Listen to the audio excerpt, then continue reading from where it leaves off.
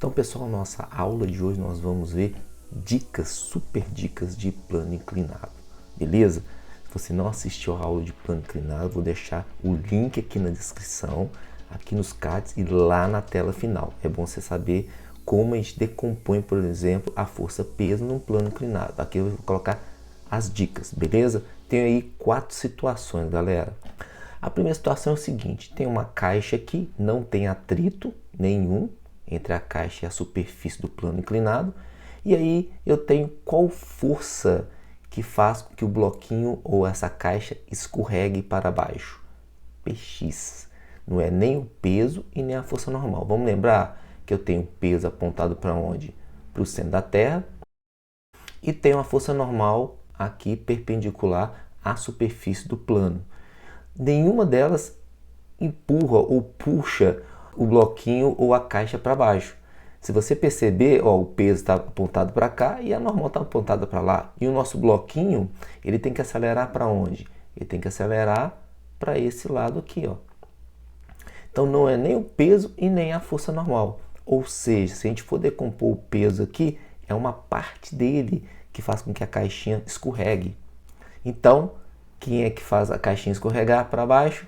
O nosso Px, que quando a gente decompôs o peso em Px e Py, a gente viu que é o Px que faz a caixinha escorregar. Então, nesse caso aqui, eu tenho aqui o nosso Px.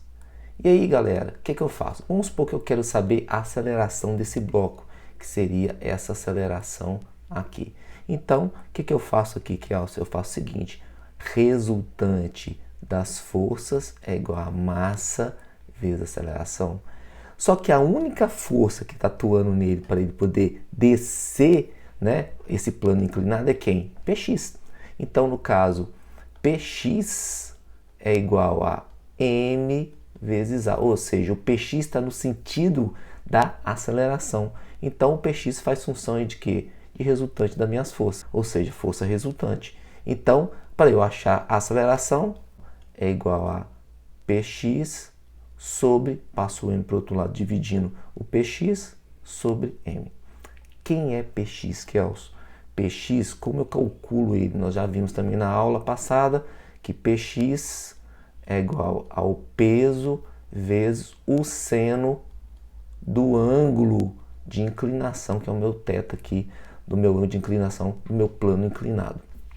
Então tá aí, é assim que eu calculo a aceleração, somente colocando a caixa ali e ela escorregando simplesmente por causa do Px. Não tem atrito.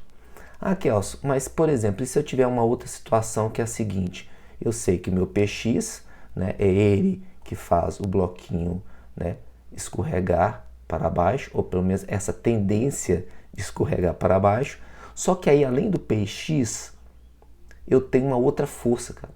Eu tenho uma força F também empurrando ou puxando a caixa para baixo. Então essa aqui é a minha força F. Eu tenho aqui a força F e aqui eu tenho o meu Px. Lembrando que eu tenho o peso normal também, tá? E aí meu bloco vai acelerar para onde? Para este lado aqui. Ou seja, eu tenho uma força ajudando o Px a empurrar a caixa. Então nesse caso aqui que eu tenho, a minha outra dica é a seguinte: resultante das forças é igual a m vezes a. Quais são as forças que estão acelerando, né, o bloquinho no mesmo sentido da aceleração? Px e F. Então o que você vai fazer? Você vai fazer F mais Px é igual a m vezes a. Aí aqui nesse caso aqui, galera, ele pode querer saber o valor de F, o valor da aceleração, o valor da massa do meu bloco. Beleza? Então aqui eu vou deixar desse jeito aqui. Então vai depender muito do que ele vai te pedir no exercício. Então tá aí, segunda dica minha. Então a outra dica é a seguinte: vamos supor que eu tenho também, mesma coisa, não tem atrito igual aqui na situação 1 e 2, tá? Eu tenho Px, né, apontado aqui no sentido onde a caixa vai escorregar, né, no sentido para baixo aqui. E aí, além do Px, olha que interessante, eu tenho agora, em vez de ter uma força ajudando o Px, eu tenho uma força agora atrapalhando o Px. Vamos colocar assim. Eu tenho uma força que nós vamos chamar de força F também. e aqui eu tenho o meu px. Beleza? Então o que acontece aqui, galera? Agora eu tenho algumas situações aqui nesse caso aqui. Se px for maior que a força F, o que acontece? Acontece o seguinte, se px for maior que a força F, o bloco ele desce acelerando para onde? Para baixo. Se o meu px for menor que a minha força F, o que acontece? Então meu px é menor que a F é maior que o px, logo o bloco sobe, acelerando para cima. E se o px for igual à força F, olha que interessante, cara. Esse bloco ele pode estar em repouso ou ele pode estar em movimento retilíneo uniforme. Porque se px se equilibra com a força F, logo a minha aceleração ela é zero. E aí meu bloco está em inércia, ou de repouso, porque eu estou segurando o bloco, ou eu estou segurando o bloco e deixando ele escorregar o quê? Com uma velocidade o quê? Constante. Então meu px é igual a quem? A força F. Na minha quarta situação, agora eu tenho atrito. Sim, Kelsey, eu tenho atrito. Então, nesse caso aqui, eu tenho px, mesma coisa, tá, galera? Apontado para cá. E aí, agora, como a tendência do bloco é escorregar para baixo, eu tenho quem? A força de atrito. E essa minha força de atrito, ela é apontada para cima, aqui do meu plano inclinado. Ou seja, a tendência do bloco é escorregar para baixo, então a minha força de atrito é para cima. Então, minha FAT aqui é para cima. Ponto importante. Para eu calcular a FAT, ou seja, a minha força de atrito, eu preciso da força normal, que é essa força aqui, ó. Força normal. Aqui está o meu peso e ali está a minha força normal. Aqui é a mesma coisa. Então, o que acontece aqui? Como é que eu calculo a força normal? Olha que interessante. Neste caso aqui, galera, eu tenho que ter o valor de PY, a componente do peso em Y, certo? Ô, Kelsey, por que eu tenho que ter a componente do peso em Y? Que seria, no nosso caso aqui, a PY. Porque a nossa PY, ela se iguala com a minha força, o quê? Normal. Minha força normal é igual a PY. E eu preciso da força normal, porque eu tenho que calcular a força de atrito. Como que eu calculo força de atrito? Força de atrito é o coeficiente μ vezes a força normal. Então, no lugar da força normal, você vai colocar quem? PY. Então, vai ficaria assim, ó. Força de atrito é igual a o meu coeficiente de atrito vezes o quê? O PY. É assim que eu calculo agora a minha força normal, no plano inclinado. Situações, mesma coisa.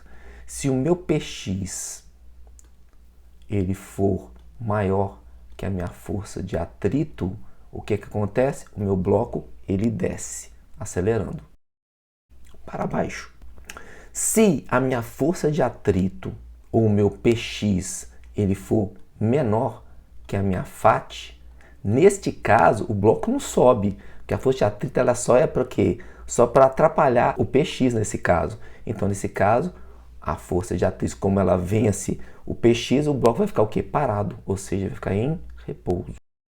E se o meu PX ele for igual à minha força de atrito, aí eu tenho o quê?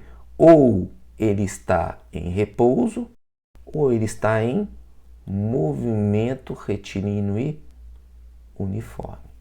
Porque aqui a aceleração é zero, repouso, e aqui também a minha aceleração é zero, então está em equilíbrio as duas forças, então a aceleração é zero. Mesma coisa lá em cima. Aqui em cima, o que eu faço? No item 3 aqui, vamos voltar aqui nele. Quando eu tenho Px maior que a força F, que é essa que está empurrando o bloquinho para cima, então vou fazer o seguinte, a resultante das forças seria o quê? Seria o Px menos a força F é igual a m vezes a. Quando a força Px ela é menor que a F, quer dizer, a força F é maior que Px. Então, no caso, o bloquinho está acelerando para onde? Para cima. Então, seria a resultante das forças, seria F menos o Px, que é igual a m vezes a. A mesma coisa acontece aqui na força de atrito quando você vai acelerar o bloquinho para onde? Para baixo, onde o Px é maior. Então ficaria Px menos força de atrito é igual a m vezes A, que seria a resultante das minhas forças. Beleza, galera?